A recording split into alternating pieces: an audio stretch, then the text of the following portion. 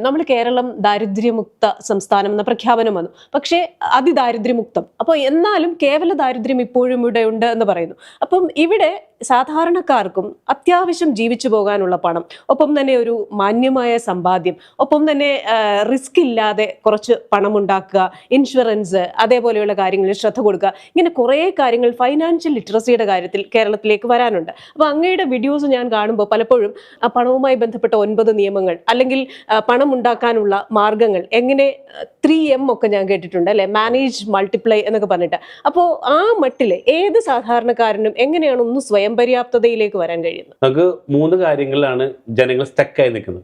ഒന്ന്, how to make more money. 2, how to manage money. 3, how to multiply money. ഈ 3 കാര്യങ്ങൾ ശരിക്കും പറഞ്ഞാൽ ജനങ്ങൾ ചിന്തിക്കുന്നില്ല. അതിന്റെ പ്രധാന കാരണം സ്കൂളിൽ നിന്ന് കൊടുക്കുന്ന അടിസ്ഥാന വിദ്യാഭ്യാസമാണ്. എല്ലാവരും മക്കളെ സ്കൂളിലേക്ക് പറഞ്ഞേക്കുമ്പോൾ എന്താ പറയാ, മോനെ പഠിച്ചിട്ട് നല്ല ജോലി സമ്പാദിക്കണം. ഈ ജോലിയിൽ നിന്ന് എത്ര വരുമാനം ഉണ്ടാക്കുന്ന അവർക്ക് അറിയില്ല. അപ്പൊ ഞങ്ങൾ ഓരോരുത്തരും പഠിപ്പിച്ചു കൊടുക്കുന്നത്, നിങ്ങൾ പഠിച്ചോ, അതൊരു ജോലിക്ക് വേണ്ടി ആവരുത്. അത് നിങ്ങൾ അതിൽ നിന്നും അറിവുകൾ ഉൾക്കൊണ്ട് അതിനെ ഒരു ഇൻകം ജനറേറ്റിംഗ് രീതിയിലേക്ക് മാറ്റിയെടുക്കണം. അപ്പൊ ഇതാണ് ഇപ്പൊ ഞങ്ങൾ കൂടുതലായിട്ട് ഫോക്കസ് ചെയ്തുകൊണ്ടിരിക്കുന്നത്. മാത്രമല്ല, ഇവിടെ എല്ലാവരും പഠിപ്പിച്ചു കൊടുക്കുന്നുണ്ട് പല രീതിയിലും.